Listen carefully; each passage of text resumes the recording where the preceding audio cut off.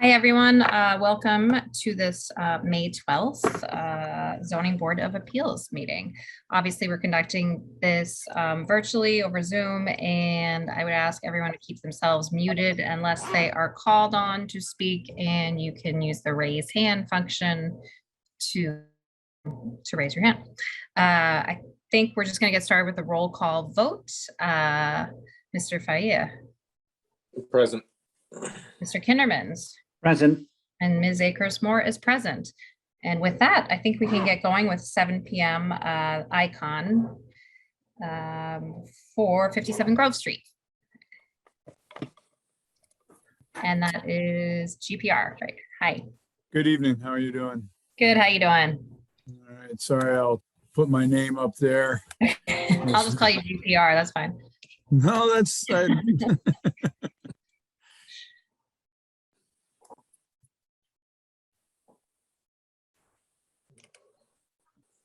there you go. Good evening.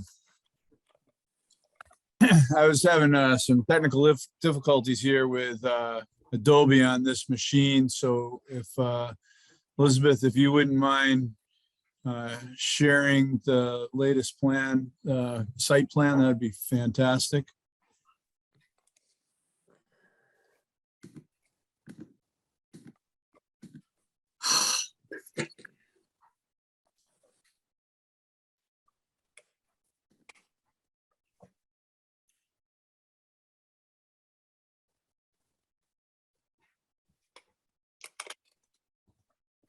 You can slide it over to the lower left corner, blow that up a little bit. Thank you very much. Good evening, Bruce Ringwald from Goldsmith Preston Ringwald. Also here this evening is Michael Walsh. He is the applicant. I know it's listed under Icon in our revised application that we submitted a couple weeks ago. We changed it to Mike Walsh. And if the record could show it going to Mike Walsh, the Icon construction business entity is going to be dissolved shortly. And another one will be created. So if it's under Mike's name, that'd be great.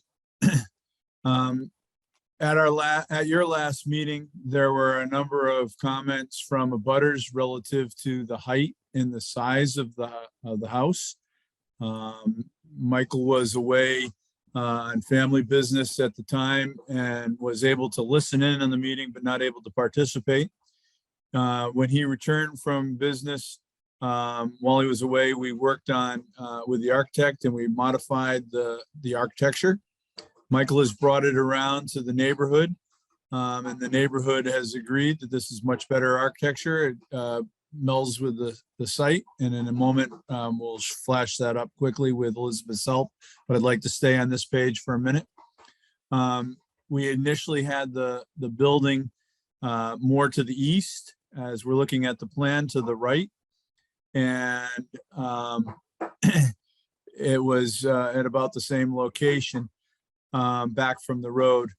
What we've been able to do is downsize from a 4,500 square foot building under the ZBA guidelines to just under 4,000 square feet. And that does include the garage and your guidelines. Without it, it's about 3,400 square feet. This is a 4-bedroom home. It always has been a 4-bedroom home, but we've straightened that out. There was a misnomer before because of the number of rooms in the house. We had designed a 5-bedroom septic system, but it is a 4-bedroom home that we're applying for. We're also able to reduce the height of the building as well as change the architecture to be more conforming with the neighborhood architecture. We reduced the height of the building down so that it's about from foundation up 27 feet. From the ground up, it's about 28.5 feet. So about 6 feet shy of your limitations on it. So now what we've done is we've centered the building on the lot. One of the things that one of the board members asked at the last meeting was about drainage, and I said we would certainly, we always do, but we would add it to the plan. So what we've done here is for all the new impervious area, we didn't do a delta, the difference between the existing to the proposed. We just took all of the impervious area that we're proposing, and we're recharging at 1 inch for a basic storm. That's how we size the galleries on the site. They're standard Storm Tech plastic SC310 infiltrator system.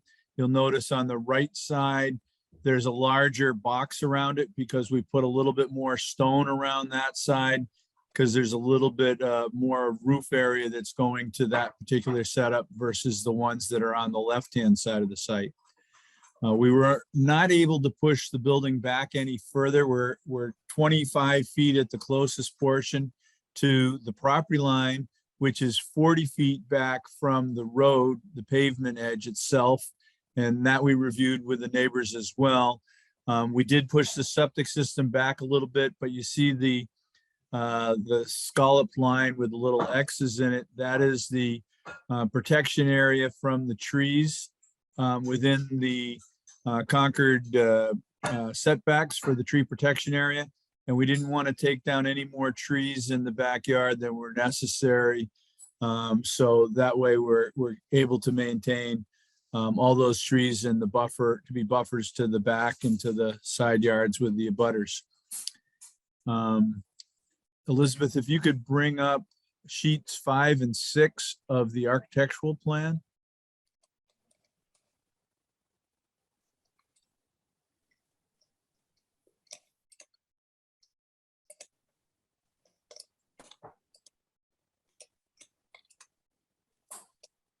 Sorry that I was unable to do that for you this evening. Perfect. That's perfect right there. Thank you very much. So this is the appearance from the front. We have followed the motif throughout the neighborhood where the eave of the roof starts right above the windows on the second story, added dormers in, and then lowered that down. So the second story around the outer edges will have a slanted roof line going up, and then the flat ceiling would sit up above. Before we had truss in the ceiling and the attic, and we do now as well. So there's no attic space that is future developable, and this is clearly under the six area in the attic space as well. We added a front porch, farmer's porch, to the left of the front door, and then some nice roof lines around. This also shows the right-hand side of the building. There's a little dormer for the garage above the garage area, which is the master bedroom, which would be over the garage. I think that pretty much covers everything that we did for changes. And this is just the views of the building from the back. There will be a little deck that comes out where the sliders are shown there. One thing that does differ, the bulkhead shows coming off directly behind the garage on the left side, and it'll be going off the right-hand side of the building off to the side, as it did show on the site plan that we were looking at before. And that's just so that we could pull this building back closer to the septic system, because the bulkhead is considered habitable space and has to meet the setbacks to the septic system. So again, we've reduced the building's height, we've reduced the building's size. We've changed the architecture to, I think, a much more appealing architecture for the neighborhood. You can go back to the front. Thank you very much, Elizabeth. And I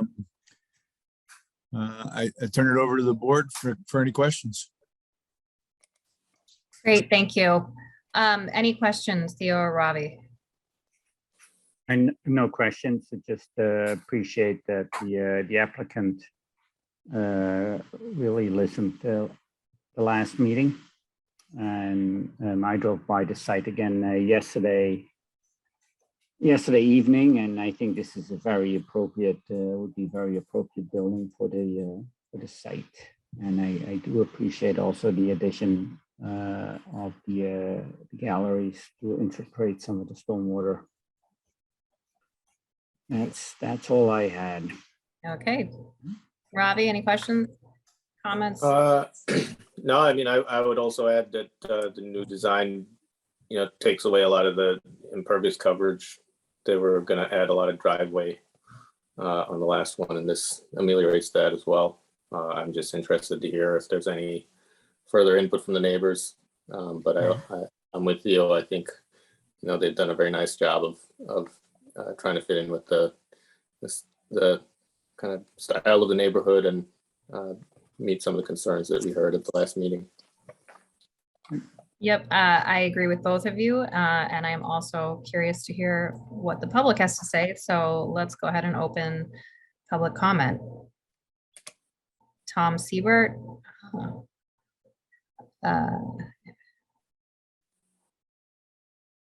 Oh, you're muted. I don't know do we have to unmute you or can you unmute yourself?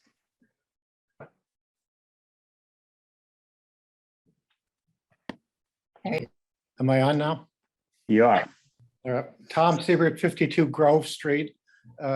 First of all, I want to thank my neighbors for almost unanimously not only disapproving of the first house, but approving of this one. So it was very much a non-contentious showdown with the builder and the engineer.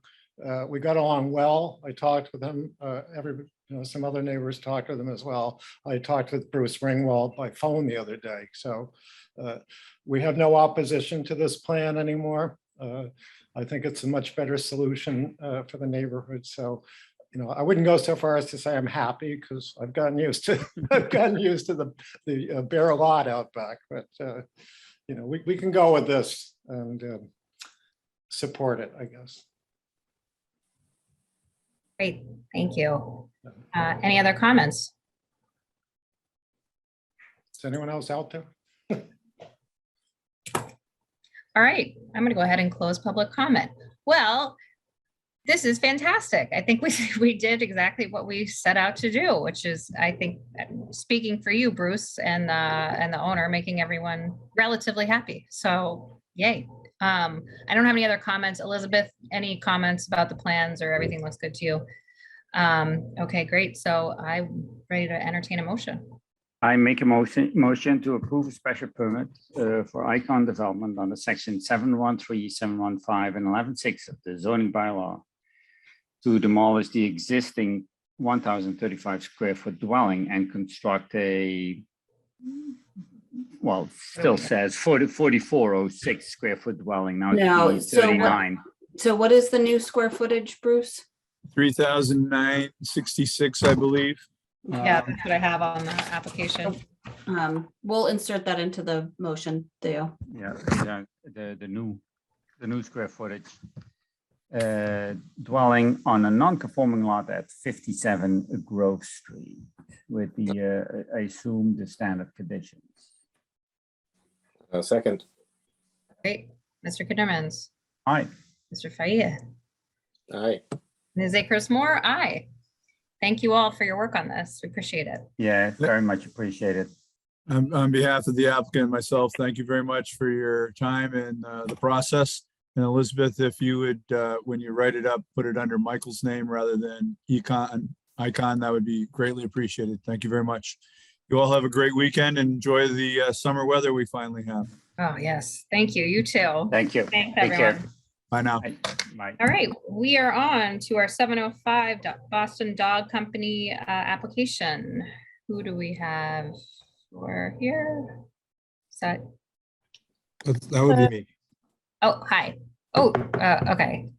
We can, oh, yeah, now we can see you. Yay, hi. Okay. I do apologize. I'm not the most tech savvy. I'm good with dogs, but I'm not That's the all right. most tech Well, savvy one. I'm sure we can make it work, but we can hear you and see you, so that's good. Okay. So if you want to introduce yourself and. Sure. that'd There's be also great. one other person. Is she here? Let me see.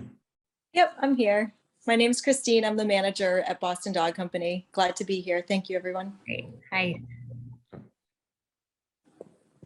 Okay, if you want to go ahead. Sure. So basically, right now we have. Do you want to, sorry, first introduce yourself for the record? Oh, okay. Yes. So my name is Kent Leung. I'm the owner of Boston Dog Company. And that was Christine. Young, who is basically the manager. So basically at this point, we have 5 dog daycares in operation. And a lot of the clients for Boston Dog Company are actually from Concord because we have a location on the Acton West Concord line, right across from the Acton Stop and Shop located at 77 Powder Mill Road. And then after the Acton location, our closest locations in Chelmsford.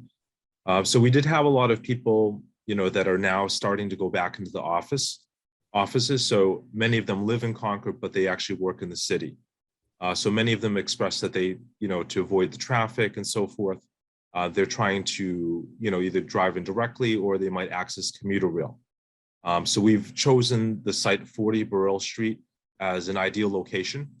And the reason why this came to mind as a good location is there's actually a pet place right next to us at 20 Burrell Street, and they're a dog training company. So we don't plan to do any dog training because we don't want to compete with local business, but they don't really provide dog daycare, the way we do. So that's why we thought this location would be good. I do know that there is a lot of existing clientele that live not only, in West Concord, but Concord in general. And that location is closer to Route 2 than our existing location at 77 Powder Mill Road in Acton, Mass.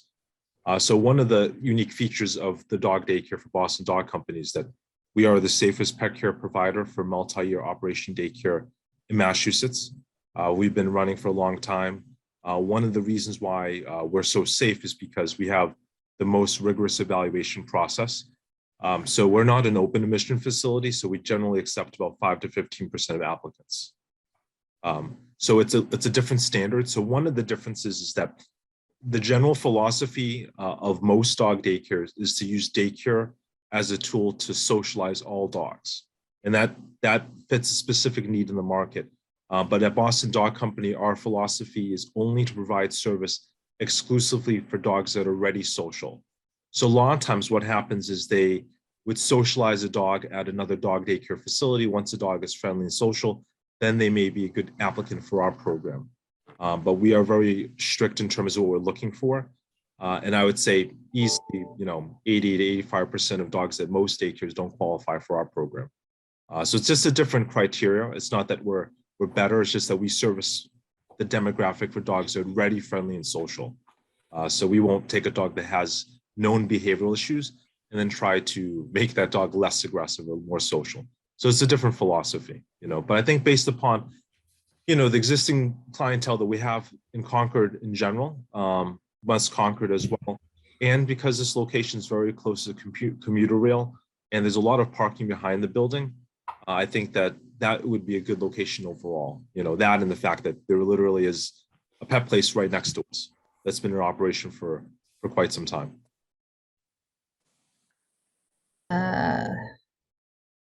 I am unmuted. Great. Thank you for that. I did not realize there were dog boarding places or daycares that were so competitive. Good to know. Luckily, I don't have any dogs, so I'll just worry about getting my kids into college.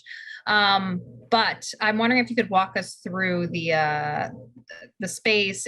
I noticed it says you're not going to be doing anything outside, so the dogs are not going to be outside at all. Is that right? That is correct. So most of our sites do not have an outdoor section. So what it is that we design it more. There's a reason why. So we started out of Cambridge, and in Cambridge there is no outdoor space. So we've designed our program where we just walk dogs one at a time. So we just take them out just for potty breaks. They're dog walks technically, but it's more for them just to relieve themselves. We clean up after them, and then they go back in. Much more similar to like dog walking. Many people, have dog walkers go to their home and so forth. And we designed the program this way because when we started in the Cambridge location, we had anticipated to move in the suburbs at one point, but because we didn't want to create a negative impact on local abutters and neighbors, we're only doing one dog at a time. Even at the Acton location, I believe that property is over 5 acres in size, and we have no neighbors, but we have designed it the same way where we're just walking one dog at a time. So, it'd be tough to say that we're creating, 100 barking dogs and so forth when we're only walking one dog at a time. And we don't have 100 dogs to begin with. We are very limiting in terms of what we're looking for specifically. And I can break down some of the things in terms of what we look for during the evaluation process. If people are interested in hearing, it's a little bit extensive, but I can. Yeah, let's hold off and see if my other board members have any questions more about the physical, I think, layout. But Theo, Robbie, anything? Not physical, but how many dogs are you expecting to board here at any given time? So boarding is not our primary business. So most of our locations are For daycare? Yeah. So for daycare, we're probably expecting around, I would say 20 dogs, something like that. Okay, and then do you do boarding or not? We do offer boarding, but it's primarily, that's sort of just an add-on service. It's primarily during the weekend when people are going away for the weekend, and then, you know, Thanksgiving and Christmas. But all of our sites, we've designed them to only board around 5 to 7 clients. We're not trying to kennel. And the reason why is that because we restrict the percentage of dogs that we accept to begin with, it just restricts the pure number of people interested in our service.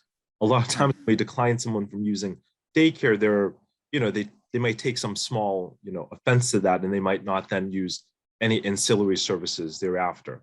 But even our locations, which are quite large, even larger than this site, we only board 5 to 7 clients. Okay, and do you, is somebody staying overnight with those border dogs, or? It depends on the location, right? It depends on if it's residentially zoned. So for example, our Chelmsford site is in a residential area, so that site has people overnight. The Acton one is a commercial area, so we have people just do late night check-ins, and then, you know, they open the daycare the next day. So they're there, you know, anyways, before 7 a.m. when we open. So the dogs aren't, you know, left alone that long anyways. Very similar to a home environment, you know, dogs sleep at night, Sure. getting, you know, exercise throughout the day. Sure. Most sad thing. Robbie, you have anything? Yeah, I mean, I just have some questions maybe for Elizabeth about confirming where this falls in the bylaw. So, I mean, we're in West Concord Industrial here. It seems like the table for uses says that a site plan approval is required. Is that something that, you know, we looked at and, you know, raised fine, and it just seems a little overkill for this situation, or? Well, it's specifically because it's a change of use. So site plan approval is required for a change of use in this district. Oh, okay. So because it's a permitted use in the district, we don't need the site plan approval, or what?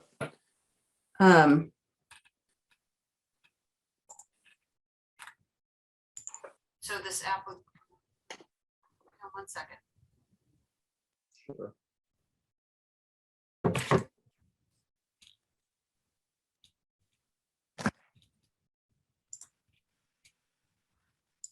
I'm not making any changes to the site though, just anything interior, exterior really at this point. I'm trying to use the existing layout. So your question, Robbie, is should the application also include 11.8? Right.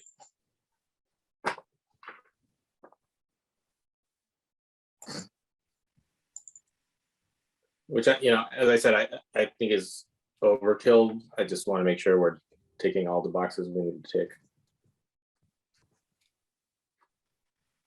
I don't know with the town of Concord specifically, but for the other 5 sites that we have approval for, you know, it's just when we don't change the exterior of the site for them, or I mean, it's a doggy daycare.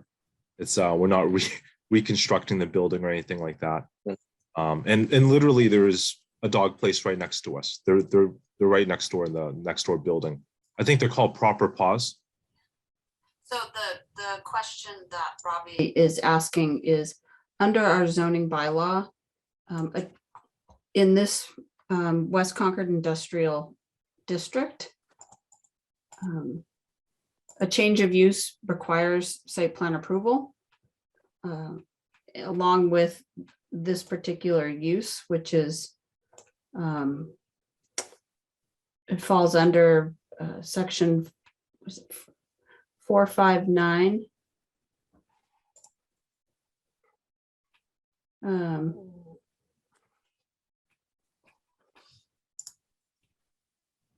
So when the application was submitted, it got submitted under section 533, which Right, yeah. which is incorrect. That would be for in a residential zone district. And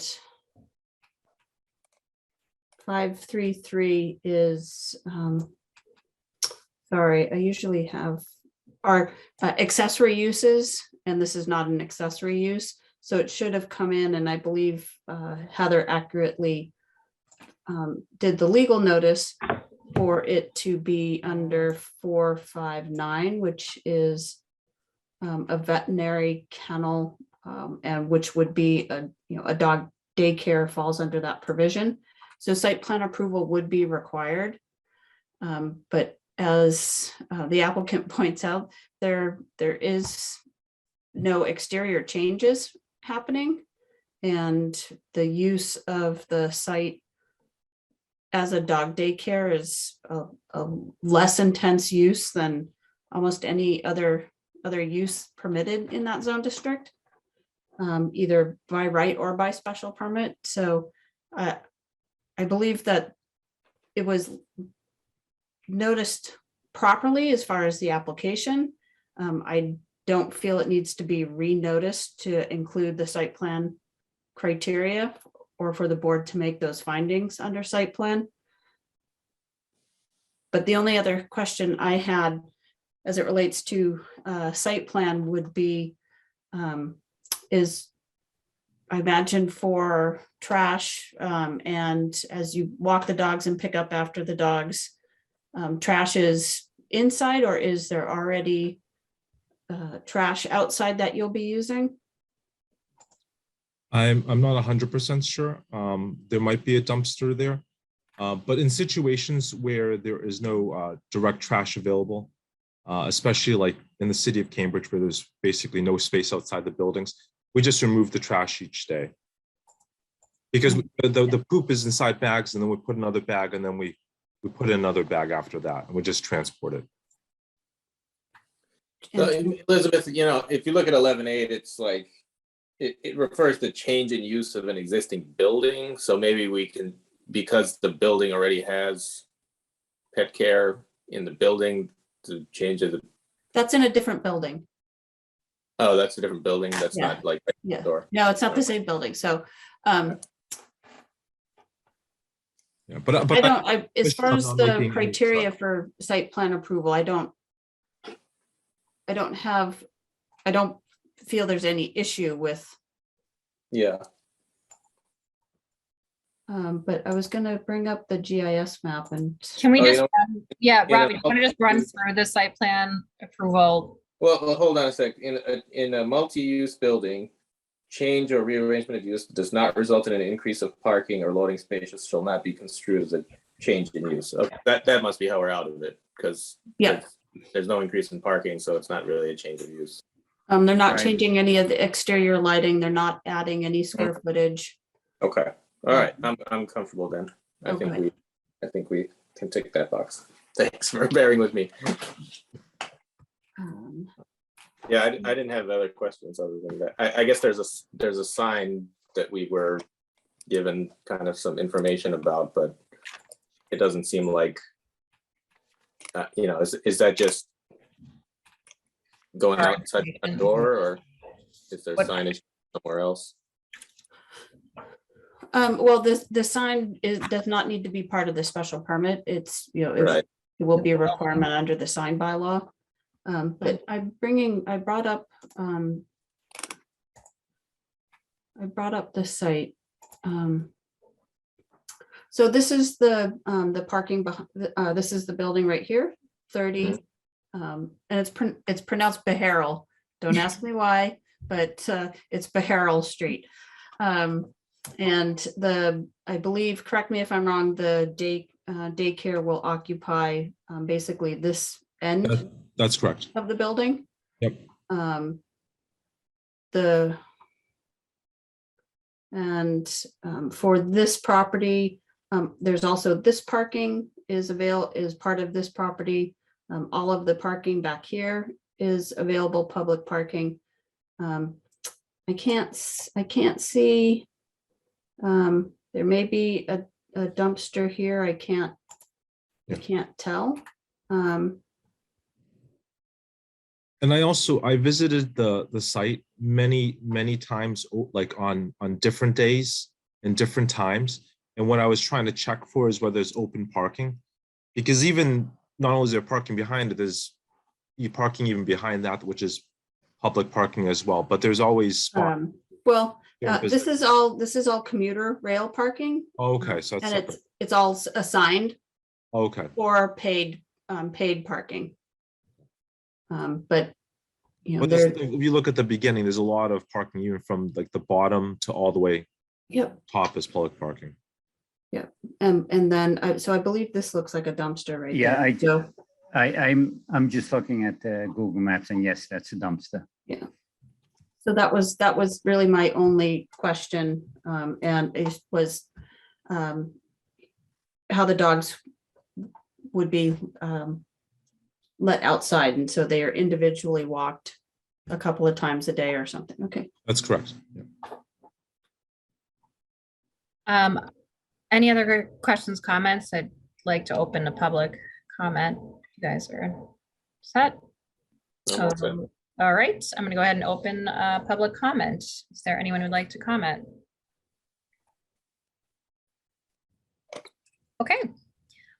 We didn't receive any comments on this in letters either, did we?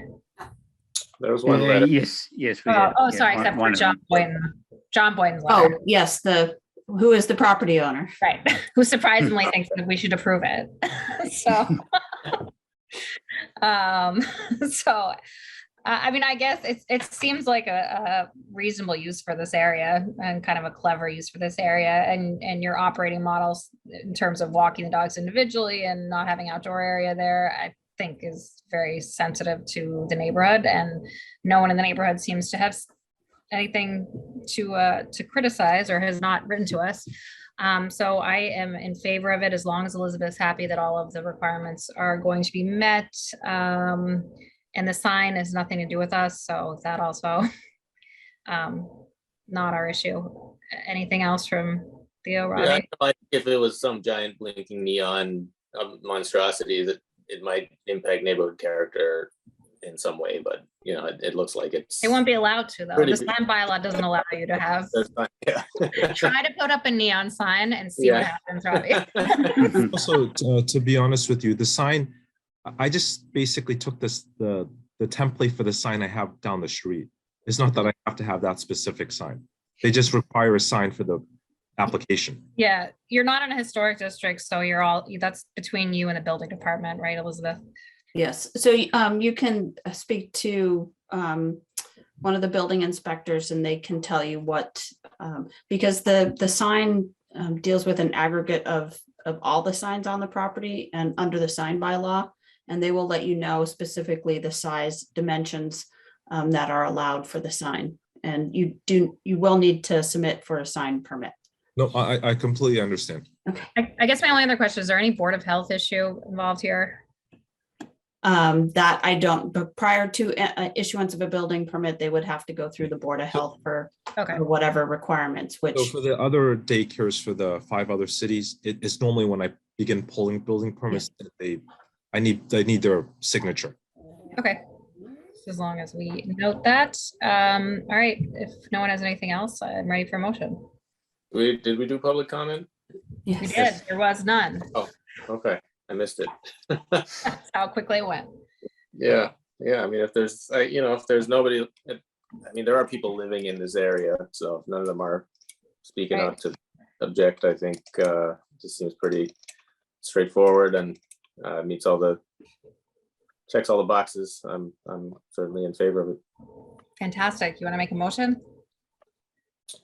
Sure. I motion to approve the application of Boston Dog Company for a special permit under sections 459 and 11.6 of the zoning bylaw to operate a dog daycare and kennel at 40 Beharrell Street. you know, making the special permit findings and if any conditions that are needed, any standard conditions. Second. That's great. Mr. Faya, Aye. Mr. Kindermans, Aye. Ms. A. Chris Moore, aye. Well, welcome to Concord and good luck and hope it all goes smoothly. Okay, I appreciate that. Have a good evening. Thanks everyone. very much. Okay. Take care. Bye. Okay, moving on to our 710, Lori Crockett, for 23 to 25 Warner Street. Hi, Hello, how are you? great, thank you. So if you could just state your name for the record and we can, and go ahead and present. My name's Lori Crockett, and I have just a little ditty here I'm going to read about the project. I'm an architect, and I'm working with Edmund Storlazzi, the homeowner of 23 Warner Street. We're requesting relief from sections 7, 13, 14, and 15 of the zoning bylaws. The existing house does not meet the side setback on the left side of 15 feet.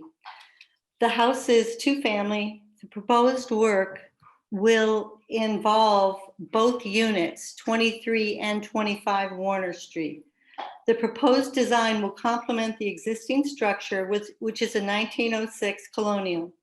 The architecture for the exterior of both units will be very similar. The size of the units is the same, as well as the exterior features and materials. We are proposing the demolition of a 1970s one-story rear addition and deck. We would like to add a new two-story addition. The proposed addition will match the setback of the existing house on the left side, which is 19.6. Excuse me, 11.9. I'm sorry about that. Mr. Storlazzi is a Vietnam vet, and he would like to remain in the house as long as possible. And with this addition, it will provide the space he needs to age in place. The owners of both of the units are very sensitive to the appearance and the scale of the house. The front elevation of Warner Street will not change, and we believe it will be not negatively impacted for the street or the neighborhood. Thank you. I do want to point out, I spoke with Heather this week, and as with Heather, who works with Elizabeth, as well as Ray from the building department, and the setback on the left side, the top corner there, thank you, Elizabeth, that is 11.9. It says in the advertisement, it's 11.2, but it's actually 11.9. So we will not be decreasing the setback. It will remain what the existing is. Okay. So Elizabeth, if I can, so the surveyor has this plan wrong? It was updated, and I gave, I'm sorry, and I gave Heather the updated, but she unfortunately did not get it in there in time. I talked to her on the phone 2 days ago. Oh, And- no. Trust me, if you gave it to Heather, it'd be up there. No, within it 2 came in days, so later. There you go. It came in later, Elizabeth. Oh, that's fine. She got it up. She did, okay. Oh, yes. Thank you. I'm sorry, I didn't mean to. No, no, discourage that, her. I She's the I best. didn't notice. Yeah, it's there and it's Great. 11.9. So what changed from the original is, it's the roof overhang Yep. is we're being gonna- that's the- modified yeah. so that, there's no requirement for a variance. Theo, you love giving variances. Yeah, I'm a pushover in that regard. All right, I do have a Don't have legal to. question, but not about variances. The condo situation here, because we have one applicant who doesn't own the whole thing, correct? that is correct. They are both doing additions. They are both doing the same addition on each side, 23 and 25. But yes, this is on Edmund's side, which is the left side. So he's the one that's going for the special permit for the setback. Does it matter to, I guess, Ravi, I don't know, for some reason I'm looking at you. Is there a 50%? Ooh. You broke up there. Yeah. Did you say it again, Ravi?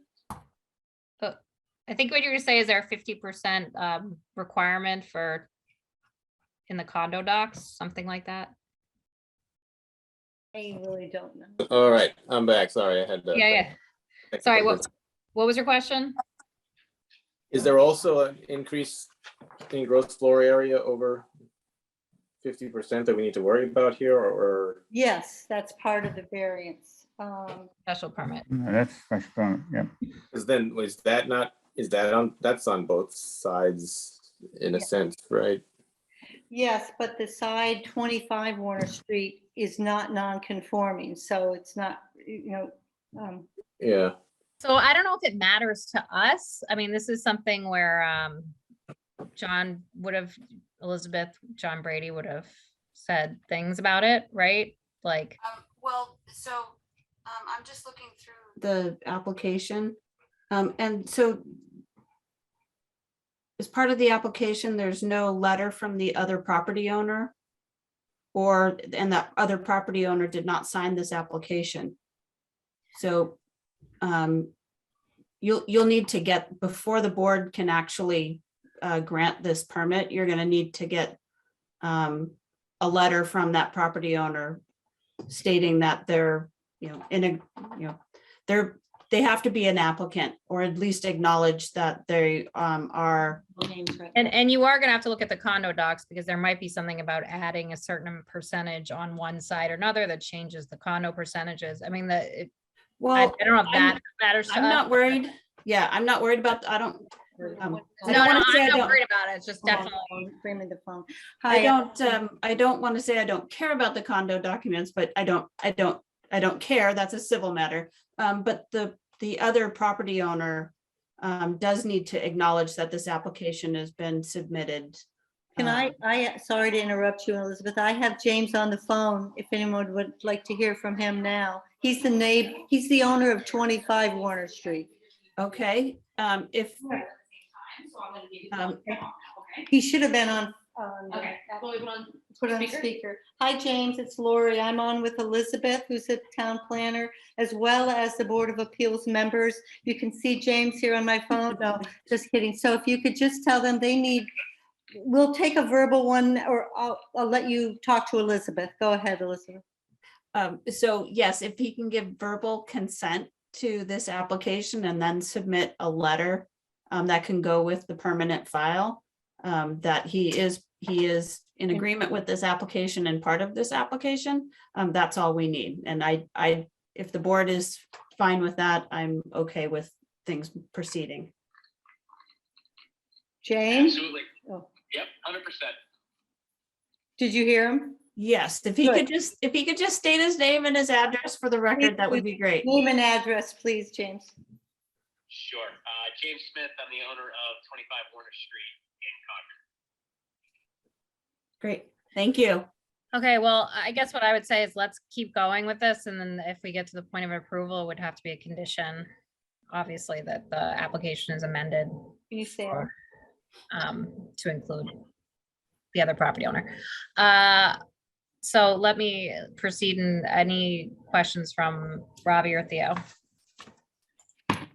I'm all set. That was good.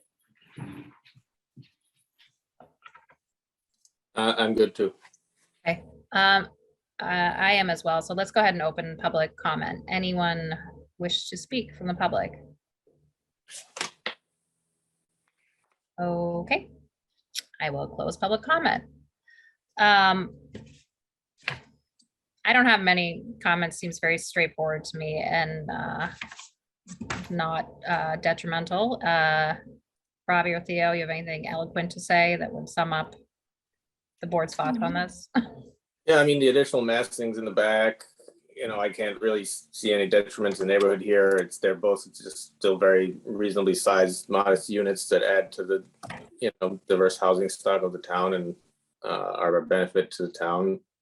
So, I think this is an easy one to approve for me. I totally agree. Thank you. Excellent. All right, can I get a motion?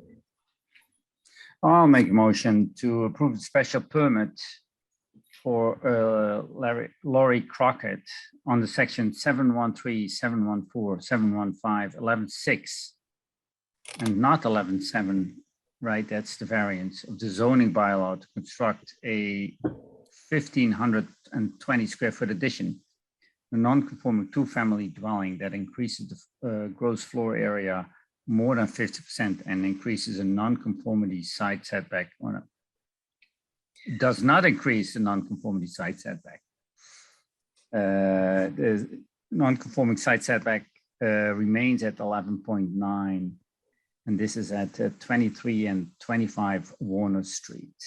Do you want to do the condition about having the It's standard condition and one special condition that we will get a letter or a statement on file from the owner of 25 Warner Street that he is in agreement with his application, that he supports this application. A second. Great, Mr. Kindermans, Aye. Mr. Faya, Aye. Ms. Akers Moore, aye. Terrific. Thank you All right, thank you very much. very much. All right, have a good night. Thank you. You too. Thanks. And thus concludes the zoning board meeting for tonight. Do we have I don't think we have any administrative business or anything, do we? Well, just a quick heads up, and it's more for Elizabeth as well and Heather. I'm actually for you guys. I won't be around in July and August for the meetings. Just an FYI. I also will not be here in July, so. I'll be here. And hopefully Jim and Tom will be here then as well. Yeah. But it's the August meeting I potentially could do remotely. What But date is the wait a August minute. meeting? August. August meeting is August 11th. No, wait. Yeah, August August 11th. 11th. All right, Yeah. I'll be here for that, but I won't be here for July either, so. Okay, so no Elizabeth or Theo on the 14th. Theo, you going anywhere? July. Good. I'll be in France at that one. I'll be in And the- France. You want to hang out? On 14 Juillet, you know, the national holiday in France. Well, see, Oh, yeah, you want to but- meet up somewhere? I'll be outside Paris, and then I'm going to Scotland. I'll be on a barge in the neighborhood of Dijon, Oh, very nice. and having some mustard. And listen, we might not make it back because we have to get negative COVID tests to come back, and I'm just throwing it out there. I might not never come back. Sorry. So I will have Heather send out a quorum check for July. I do know that the board can stay remote at least through I think through July, but I'll have to check. So but anyways, but after that, I think you have to go back to in person. Linda wants to say something. Hi, Linda. Hi, everybody, through July 15th, July 15th. unless something changes. Okay, So- well, that's the day after the 14th, right? So Yeah, so we'll keep July for the July meeting virtual. Well, June and but up. so through we June and July. yeah. So Elizabeth, we can attend that meeting. It's going to be like 2:30 in the morning. I don't No, think we I- have the internet in France, France, but- actually. I don't know if you know that, I but don't expect that. But at your next meeting, just something to think about, you do have to elect a new chair, vice chair, and clerk. Jim has indicated he does not wish to be chair again. So, enjoy France, Theo, when you get back. You've passed this by a couple times now. No, I know. You know, as I said before, you're doing a much better job. I don't mean it seriously. You're doing a much better job than I could ever do. So, you know, We'll talk about it later. Bobby looks like we need to take the best person for the job. Associate member. I don't think I'm. Yeah, he's associate. Can we make him a full member? Jeez. Yeah, that's why we should have swapped this time, Robbie. So you could have been. oh, there. but there's no requirement that clerk automatically has to become chair or vice chair or so. Anyways, something to think about. I've already made up my mind. Yeah, I did. That's- All right, you know what? I'm gonna think about France and not think about this. right Okay, now. Anything right. else? I believe that's it. All right, thank you very much, Okay. everyone. Thank you. Thank you All right, all. have a good- Take care. Bye-bye. Bye. Bye.